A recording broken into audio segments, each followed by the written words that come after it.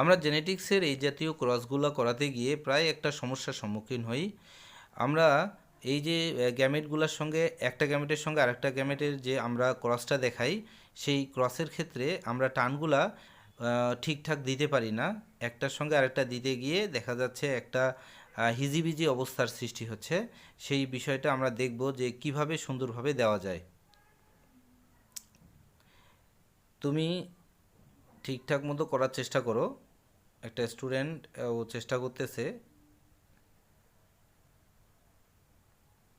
আমার মনে হয় সেও ভুল করে বসছে। তুমি আসো এদিকে, আমি দেখাই দিচ্ছি কিভাবে এই কাজটা করতে হয়। আমরা যে বিষয়টা দেখব, সেও একটা বিষয় ভুল করেছে।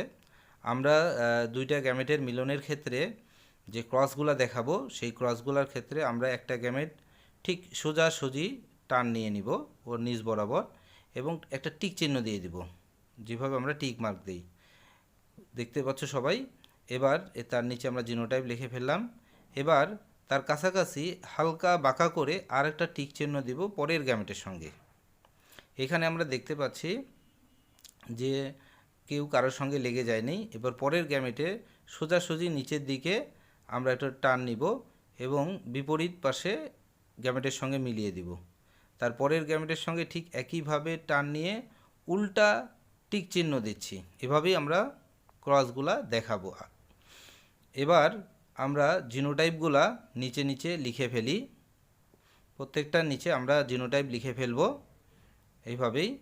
তো আশা করি তোমরা সবাই এই জিনিসটা শিখে ফেলছো। সবাইকে ধন্যবাদ।